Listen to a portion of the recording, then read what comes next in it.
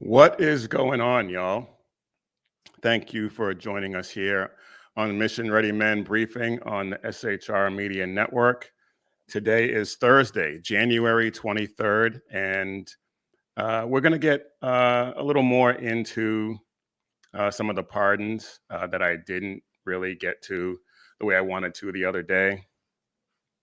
And we're going to talk about a fake bishop lecturing the president and by extension, the rest of us, and the wins that just keep piling up.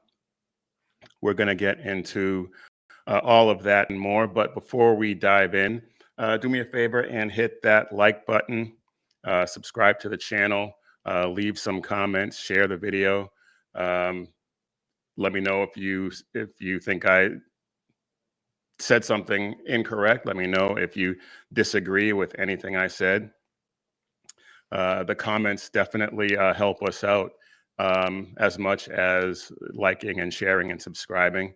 They help us out with the algorithm because the tech tyrants are still they're still trying to suppress our content and our message.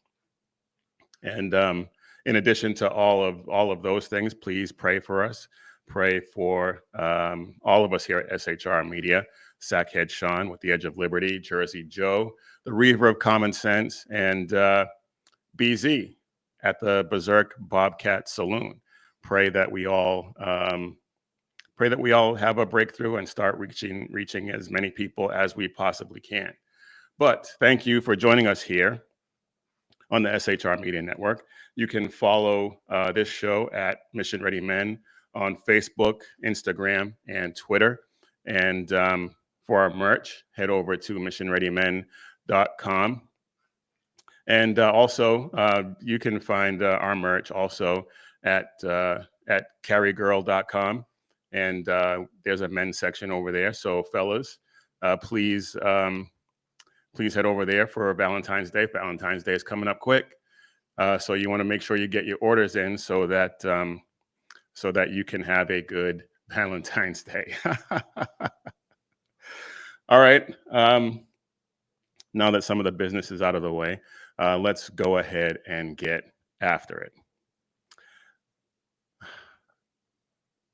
President Trump issued a number of executive orders, and he also pardoned a bunch of people. He pardoned all of the J6 protesters, and a lot of people are up in arms about that. The left is losing their minds because they think that everyone who did anything, whether they walked away with a lectern or put their feet up on Nancy Pelosi's desk or engaged in some violence, they think all of them are created equal and all of them deserve to rot in prison for the rest of their lives. Because according to them, January 6th was the absolute worst day in the history of our republic. And nothing could be further from the truth. It just shows that they have a glaring lack of historical knowledge. And we're not going to get into all of debunking all that. That's ridiculous. We can do that. We can do that some other time. But one of the things I did want to get into was some of the pardons, and one of the pardons that I was really happy for. Obviously, happy for all of the prisoners who have been or are about to be released. There are some prisoners that are still in custody for whatever reason. They're defying President Trump's order, and so we'll see how that plays out in the coming days and weeks. But one of the pardons that I really wanted to get into was the pardon of Steve Baker. He is an investigative journalist for The Blaze, and he was just there documenting what happened. He was an independent journalist at the time. He wasn't working for the Blaze at the time, and he was just following the crowd, documenting what was happening, videoing and writing articles and things like that. And he got swept up in it. He was perp walked. He engaged in no violence. He engaged in no illegal activity except for maybe possibly trespassing, if you even want to go that far. And he was pardoned. And it was a great day. I don't have the clip. There's a number of clips where he's talking to Sarah Gonzalez on the Blaze and some other interviews where he's talking about it. Some of these people who have been swept up in this J6 debacle, it's just fantastic that Trump pardoned them. Steve Baker being one of them. One of the other ones that Trump pardoned was Enrique Tarrio. He wasn't released immediately, but he has since been released, and he was the leader of the Proud Boys, and the Proud Boys were a target of the left from the beginning. He wasn't even in DC. He wasn't even in DC when on January 6th, but because he exchanged some text messages with some people who were there, and I haven't seen the text messages. I haven't read all of the court documents pertaining to his case, but I've read enough about it to know that maybe he deserved to have some sort of consequence for stirring up some of his Proud Boys members. I don't know, but he was sentenced to 22 years, I believe, in prison and he wasn't even there. It's ridiculous. And so he was released, and I'm happy about that as well. President Trump pardoning these people is a good thing. The left is going to continue to lose their minds. They're going to continue to call him a fascist. They're going to continue to call him an insurrectionist and all the other ists that they can put on him. But none of it is true. There is another group of people that need to be pardoned, and I hope it happens sooner rather than later. I'm actually surprised it didn't happen the same time as he pardoned the J6 prisoners, but there's a group of 21 pro-life advocates who were rounded up and incarcerated for peacefully protesting at some baby killing clinics. And one of them, all of them are unfairly and I would say illegally detained right now in prison. One of them being Bevelyn Williams, who was simply praying in front of one of these clinics and was arrested. All of them were arrested and charged and convicted for violating the SAVE Act, which basically just prevents people from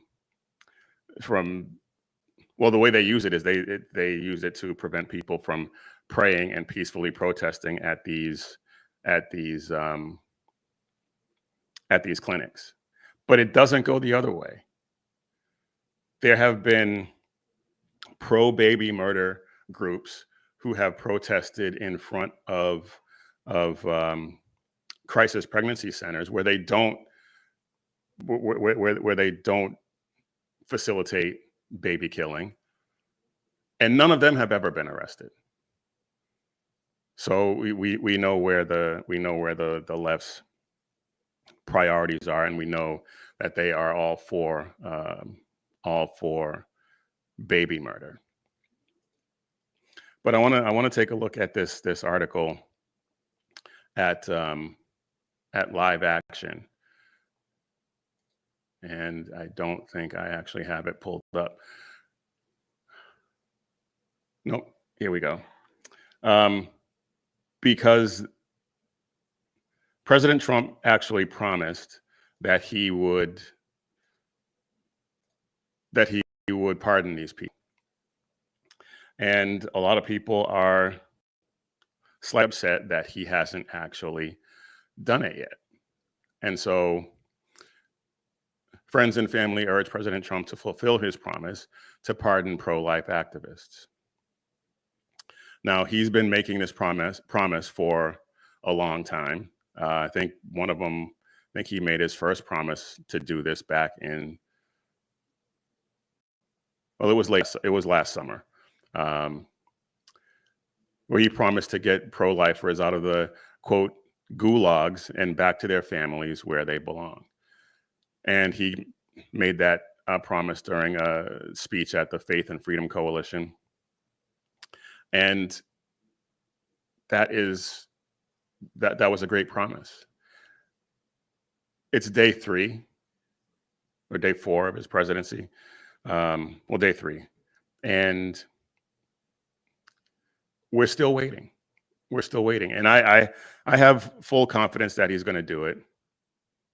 But I just think that now is the time. And the longer he waits, the more pressure is going to be put on him, and the more people are going to question. And I don't think that, like I said, I think he's going to do it. But the longer he waits, the more people are going to question his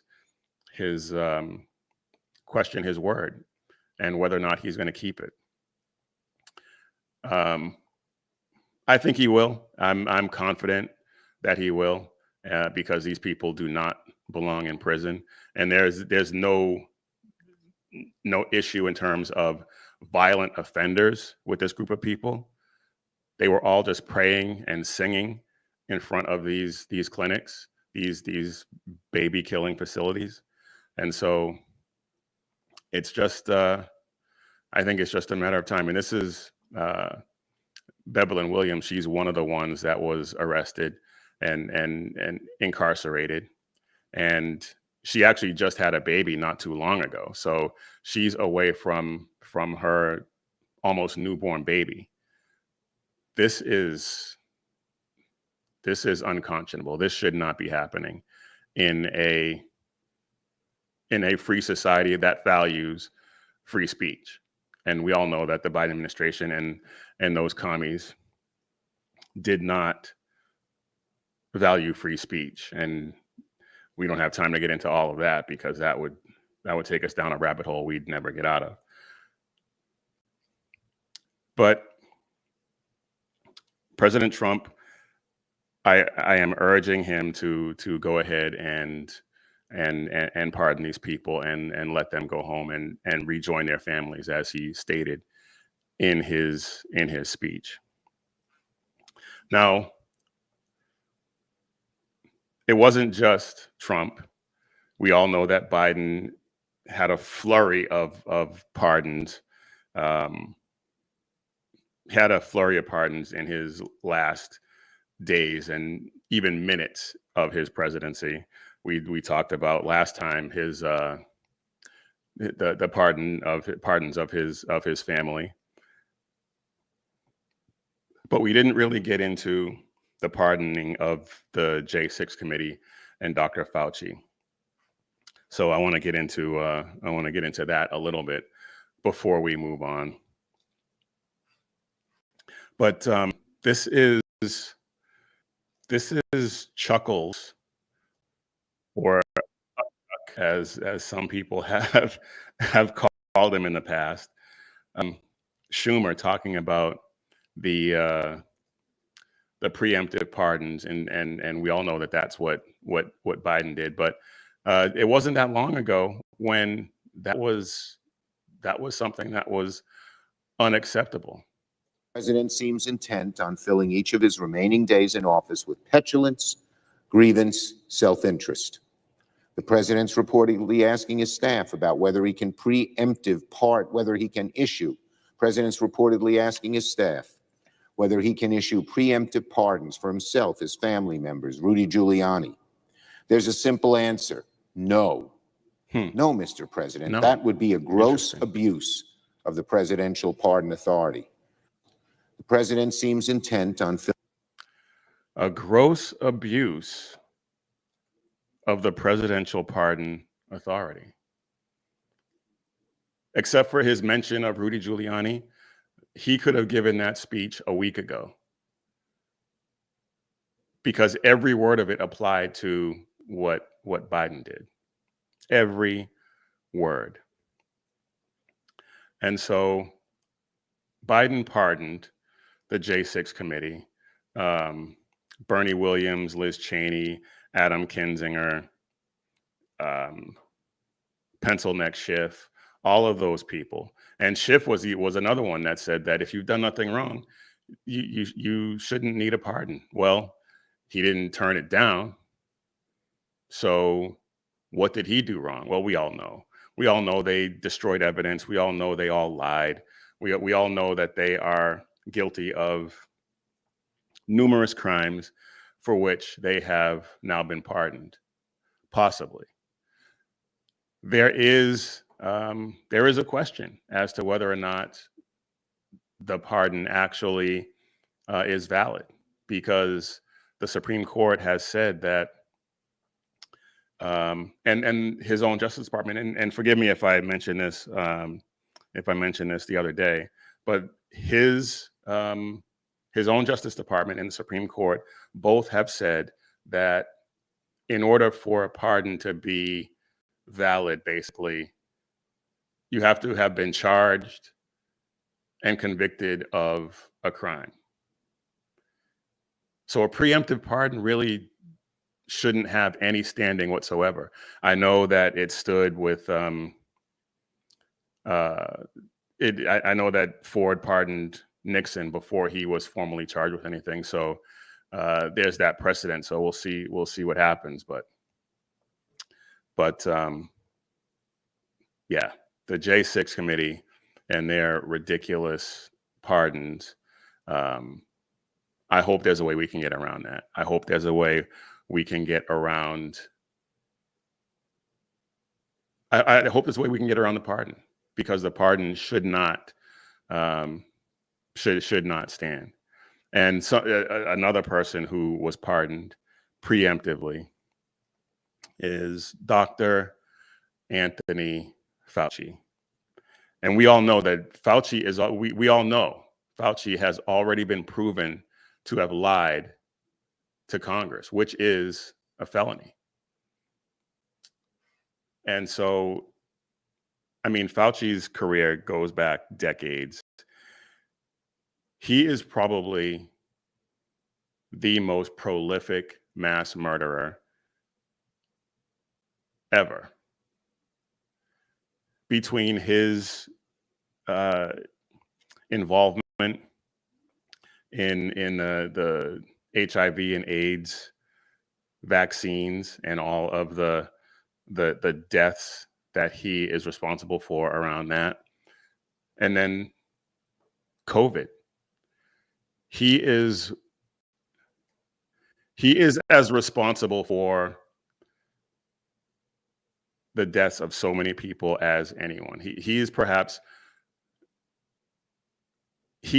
I would say he is perhaps the most responsible for all of the deaths that occurred in this country for people who died from COVID, not with COVID, because we all know that that's a whole other thing, but who died of COVID. And I have a video here that I want to show you guys. I'm not going to play the whole thing because it's about 5 minutes from Grabian. I'll have a link to it up in the show notes. It's not there right now, but after the show's over, I'll add it because it's worth watching. He is one of the most smug, arrogant, self-important, just and evil people that I've ever seen in the political sphere. And that's saying a lot when you have people like Bill and Hillary Clinton and Barack Obama in the mix.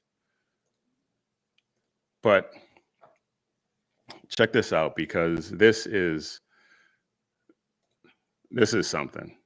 Criticizing science, because I represent science. If you're vaccinated, you really don't need to worry about getting it in a way that's serious or transmitting. That is true. That is correct, Chris. It'll either protect you completely against infection, and the chances are very likely that you'll not be able to transmit it to other people. Lie. 100% lie. We all knew it then. We knew it then, but it has since been proven that that is completely false. And he knew it. He absolutely knew it when he said it. The risk is extremely low of transmitting it to anybody else. Full stop. Vaccinated people are clearly capable of transmitting the infection. When you're in the middle of an outbreak, wearing a mask might make people feel a little bit better. If people are not wearing masks, then maybe we should be mandating it. I often myself wear 2 masks. And I'm quoting you now, at the population level, masks work at the margins, maybe 10%.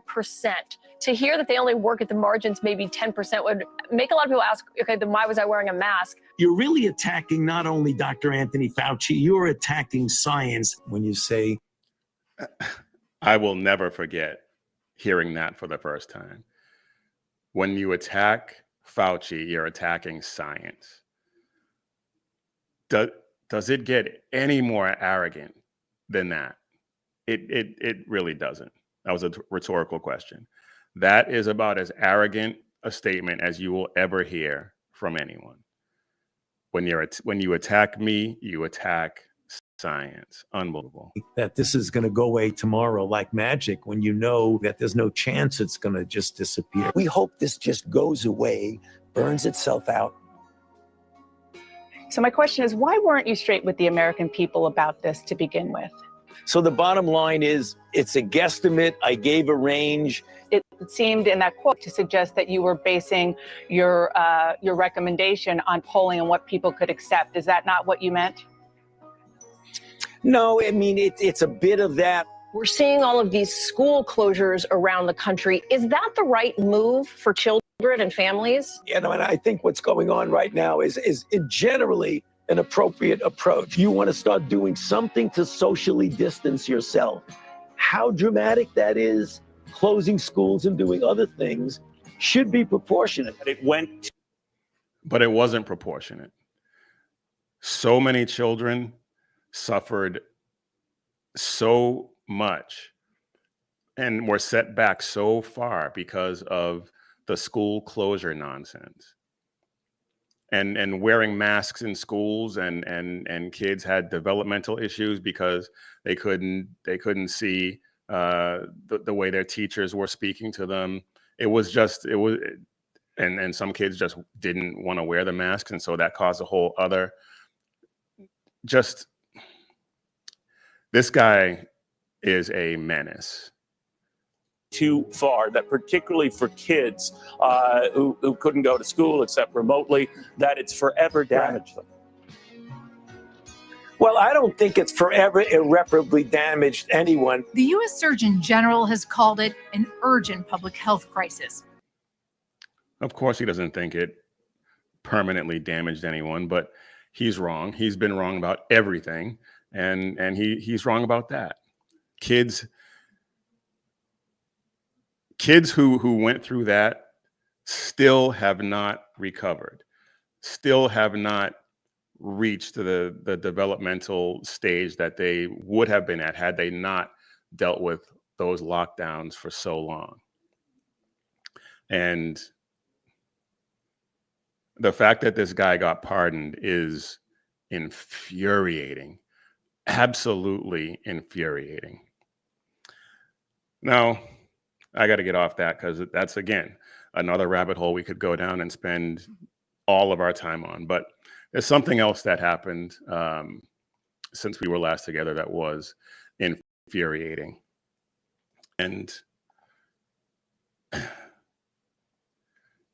don't know, should I do? No, you know what? Let's just go ahead and before we get to our sponsor. But I'm talking about Bishop Marianne Budde, who is the bishop of the Episcopal Diocese in Washington. Now, that should have been the first clue, because she's not a bishop. She's not really a bishop. She is she's a clown cosplaying a religious leader. And so that should have been the first clue. The second clue should have been her history of being a Trump hater, and whoever was responsible for putting this together, because just like the Secret Service has an advance team, his event staff have an advance team. They would have been vetting this person, and it only would have taken a quick Google search or whatever your favorite search engine is. Mine is Results Hunter now. I couldn't remember the name of it a few maybe a week or so ago when we were last together, when I mentioned it. It's Results Hunter. Check it out. But just a quick search would have pulled up so many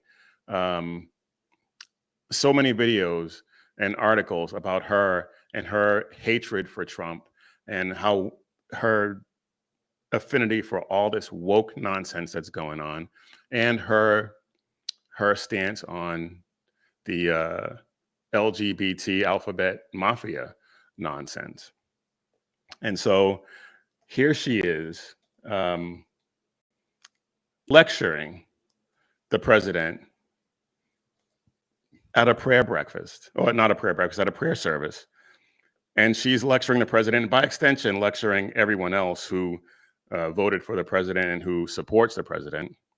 And this was beyond embarrassing.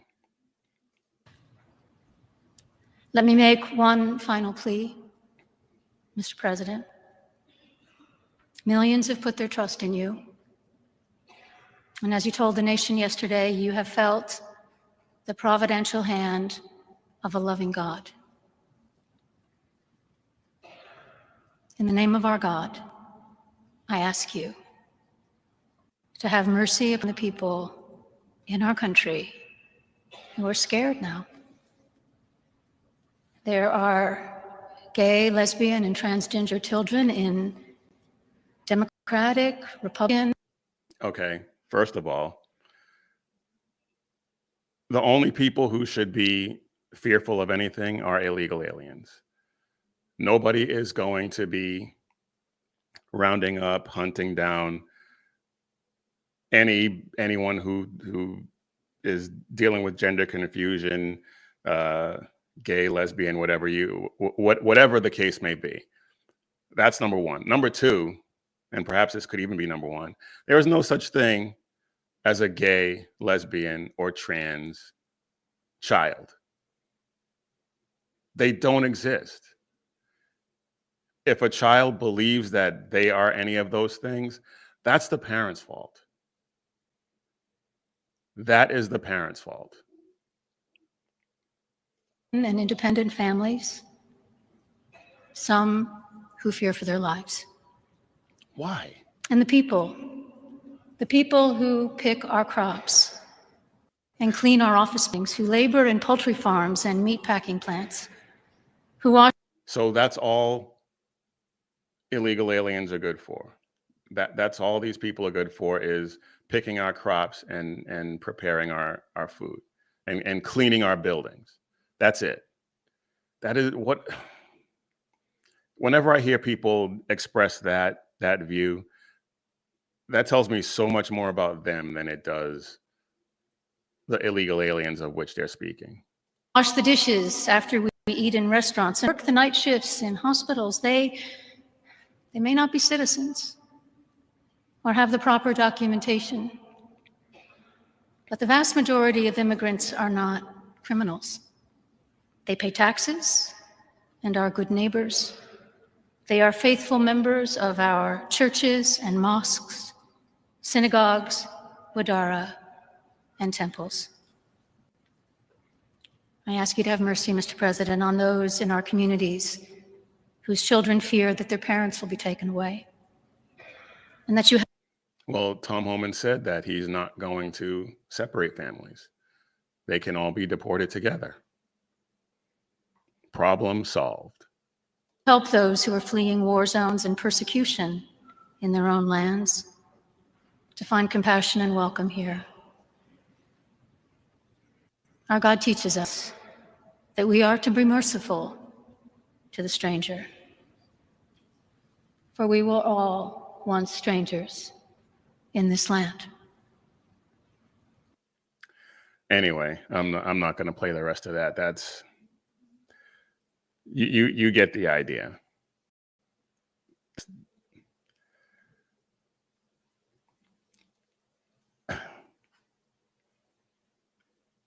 There are a lot of people right now who are circulating this and talking about this woman and saying that as Christians, we need to listen to what she's saying because she is speaking, preaching the word of God. She's not. She is absolutely not. Because the LGBTQ, trans agenda, alphabet mafia, all of that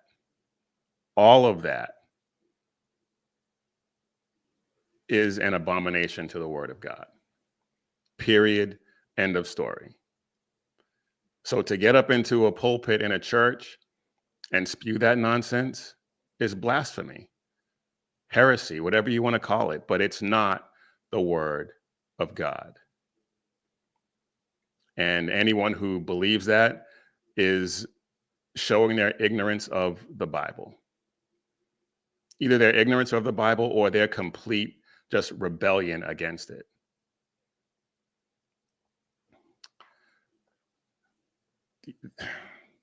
This never should have happened. This never should have happened. This person should never have been allowed in the pulpit for that prayer service. And I hope that someone on the advance team who was responsible for this, I hope that person gets fired, because that should never happen. And that should never happen again. All right, y'all. Let's get into a word from our sponsor. And I'm not going to have the website up because for some reason it won't pull up. And we've been having some technical difficulties. And maybe time for me to get a new computer. I'm not sure. But this week's episode, or today's episode, is brought to us by Carry Girl Gear. That is my beautiful wife's company. And it is for apparel for patriotic women of God, female defenders of faith and the Second Amendment. And like I said at the beginning, now is the time to start shopping for Valentine's Day, fellas. And if you go on the website, carrygirl.com, halfway down the page, maybe not even halfway down the page, you'll see a section of t-shirts specifically for Valentine's Day, and they will be available until February 14th. So go ahead and check that out. Get your wife or your girlfriend some Carry Girl gear. She will love you for it. I guarantee it. The t-shirts are soft. The quality is amazing, if I do say so myself. And also, fellas, you can shop for yourselves there too. The men's section, Mission Ready Men, 7 Armors. There's a section there where you can shop there and get everything all at once. And I recommend that. I recommend that you do that, because you don't want to get. Well, you know what you can do? You can just tell your girlfriend that she got it for you. Tell your wife or your girlfriend that she got it for. That's what my wife does for birthdays and Christmas and stuff like that. She picks out what she wants and she just says, "This is what you got me. Thank you." Anyway, please go ahead and check out carrygirl.com. Not just t-shirts, but glassware as well. We have products from Ben Shot. If you saw the one of the shows I did with the guys at SHR, one of the late night shows, I had a Ben Shot glass with a little bit of an adult beverage in there. So feel free to check that out as well. Glassware, tumblers, jewelry, hats, you name it, you'll be able to find it at carrygirl.com. So head over there for Valentine's Day or just for any occasion and check out all of the great products at carrygirl.com. All right, let's move on to something a little more uplifting than fake bishops and illegal pardons and all of that nonsense, because we are winning. We are absolutely winning. There is so much winning going on. It is not even a joke. We have Marco Rubio, who has been confirmed, and we're going to get into some of the confirmation stuff here in a minute. But Marco Rubio has been confirmed, and he is now our Secretary of State. And one of the first things that he did was issue a directive that only American flags can be flown at State Department facilities. American flags and military flags. Only those can be flown at State Department facilities. And I think that is, I mean, why were they flying BLM and pride flags anyway? Why? It makes no sense. One of the things that I have said in the past is that the left, they were willing to put the BLM and pride flags on those facilities because, as far as they're concerned, those are the flags that they have their allegiance to. They don't have any allegiance to the Stars and Stripes. Not at all. Because they think that the American flag is a flag of oppression. They think that it's a flag of division, even though for as long as we've been in existence, that flag has been a unifying flag. And here's a story at the Washington Free Beacon, and this will be in the show notes as well. Fly the Stars and Stripes only. No more pride or BLM flags. I think this is, like I said, outstanding. The fact that they had these flags flying was an affront to this country. And what do you think other countries thought when they saw those flags flying at our embassies? Now, I know Canada, Justin Trudeau had basically replaced the Canadian flag with the pride flag at some of the Canadian facilities. I can't remember exactly where it was, but there was a famous video of all of the flags at this one building, and there must have been probably 10 of them or so, all replaced with pride flags. Just sick. And here's a quote. I think this is from the memo that was circulated, telling them to take those other flags down. The U.S. flag is a powerful symbol of pride, and it is fitting and respectful that only the U.S. flag be flown or displayed at U.S. facilities, both domestically and abroad. 100%. Couldn't agree more. Could not agree more. Yeah, the Biden White House had allowed the State Department to fly all kinds of pride flags alongside the official American flag. It was just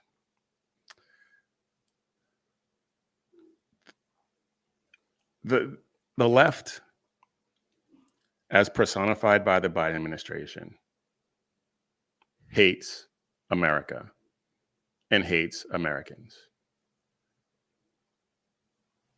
There is nothing anyone can tell me to make me believe otherwise. If anyone can prove to me that Barack Obama, Joe Biden, Hillary Clinton, Bill Clinton, any AOC, any of the members of the squad, if you can prove to me that they actually do love this country, I'm all ears. But I have to tell you that I've been paying attention to this stuff for a long time. And if any proof exists that they actually do love this country, it has been well hidden by the American Pravda. Well hidden, because as far as I'm concerned, it doesn't exist. It just doesn't exist. Barack Obama famously said in one of his speeches, one of his inauguration speeches, I can't remember if it was the first one, I think it was his first, when he was first elected in 2008, that his goal was to fundamentally transform America. You don't want to fundamentally transform something that you love. And all of his leftist cohorts were going along with it. So they wanted to fundamentally transform this country as well. And again, as I said, you don't want to fundamentally transform something that you love.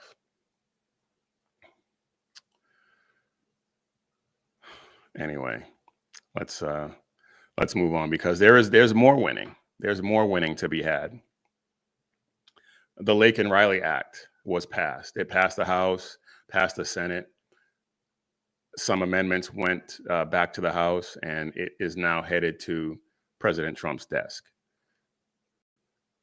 He may have signed it already. I'm not sure. I'm not sure what the timing is, but I know that it has been passed and it is headed to his desk, and hopefully he will pass it today or tomorrow, or sign it today or tomorrow. The Coast Guard, President Trump fired the Coast Guard commandant, and and now they are surging to Florida. They are surging to the Gulf Coast, the Gulf of America. And I think I have the press release here somewhere. Well, anyway, yeah, the Coast Guard commandant, I can't remember her name off the top of my head, but she was fired because all she was after, much like the lesbian fire chiefs in LA, all they were about, all she was about, was diversity. And just like the former head of the Secret Service, she had this thing where she wanted 30% of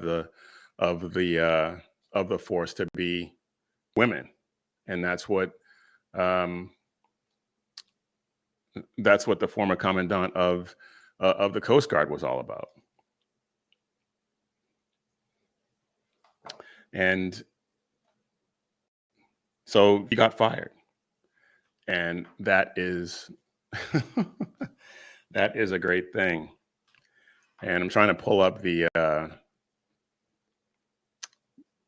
yeah, here we go. The announcement by the Coast Guard of their immediate action in support of the president's executive orders.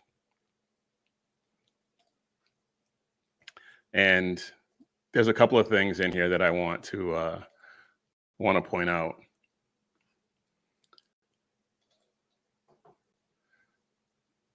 This is outstanding. The Coast Guard announced immediate action on executive orders issued by the White House on Tuesday.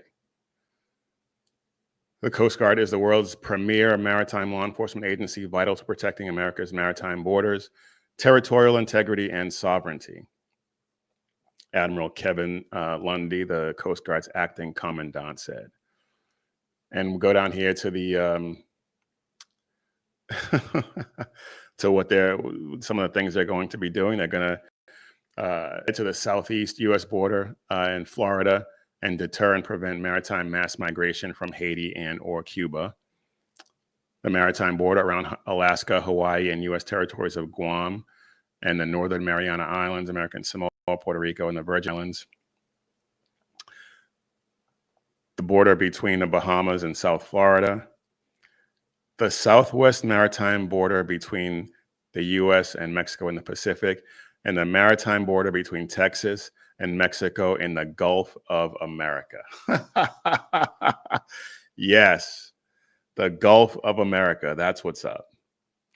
When I first saw that, I thought, yes, we are so back, and support customs and border protection on maritime portions of the southwest U.S. border. I mean, this is outstanding. And this is what we wanted to see. This is what we voted for. And to have this happen, I mean, we're on day 3. We're on day 3. And like I said, just the winning is just piling up. And I'm here for it. I am absolutely here for it. Now, because the winning is piling up so much, of course, the left is they're trying to play games, and they are playing games with Trump's nominees. They have delayed the confirmation votes of John Radcliffe, which makes no sense because he's already been confirmed as the DNI. And there's been nothing that he's done in the intervening months or years that would cause him to not be confirmed again. It just doesn't make any sense. And they've delayed the vote on Pam Bondi. And then we have Pete Hegseth. And I think we all could have seen this coming. This was completely predictable. There was a hit piece. His former sister-in-law has accused him of domestic violence and his claiming that that he abused her sister. This is, like I said, his ex-sister-in-law, claiming that he abused her sister, excuse me, and she had to like hide in the closets and she was afraid of him and all this nonsense. And she responded and said that that is untrue. And what, I mean, like I said, this is completely predictable. We saw this coming. We absolutely saw this coming. I didn't think it would be his former sister-in-law. I really expected something else from the left, but like I said, this really doesn't surprise me. But they accuse him of domestic abuse, and his ex-wife, the one who the alleged victim of said abuse, said, And here she is. In an email response Monday, Samantha Hegseth, his ex-wife, said, first and foremost, I have not and will not comment on my marriage to Pete Hegseth. I do not have representatives speaking on my behalf, nor have I ever asked anyone to share or speak about the details of my marriage on my behalf, whether it be a reporter, a committee member, a transition team member, etc. She said, I do not believe your information to be accurate, and I have CC'd my lawyer. Asked what information was not accurate and for comment on the affidavit, because her sister submitted an affidavit. She said, there was no physical abuse in my marriage. This is the only further statement I will make on it. I will make to you. I have let you know that I am not speaking and will not speak on my marriage to Pete. Please respect this decision. It doesn't get any more unequivocal than that. The sister is looking for her few minutes of fame. I had an exchange with a friend of mine where I said that she's going to parlay this into a podcast or an OnlyFans career, because what else could she possibly? What other motivation could there be for lying like this about her sister?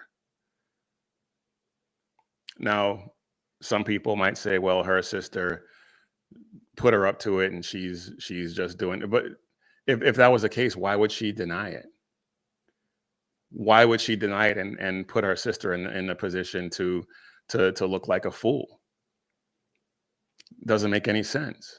So as far as I'm concerned, this was her sister, and I would love to know what their relationship is really like, his ex-wife and her sister, because I don't see sisters doing this to each other. So this is,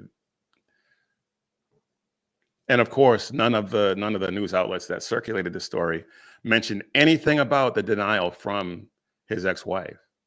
They just ran with it. And because of that now,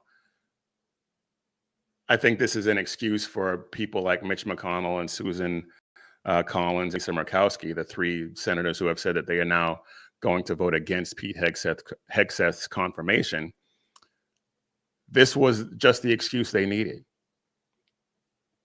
And so as it stands right now, we have 50 Republican senators willing to vote Pete Hegseth in. Now, if we lose one more squish,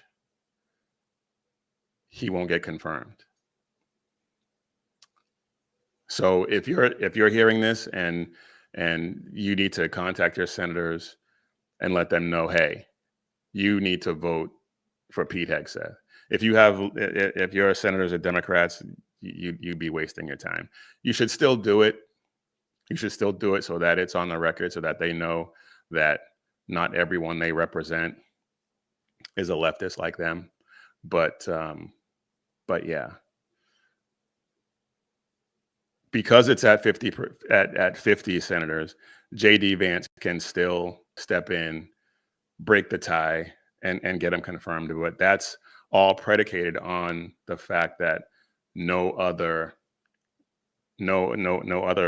Republican senators defect to the dark side. All right. I had a bunch of other stuff I wanted to get to, but I'm going to get you out of here. Which one do I choose? Which one do I choose? Let's see. Maybe I can get them both in. Maybe I can get them both in. The the mayor of Philadelphia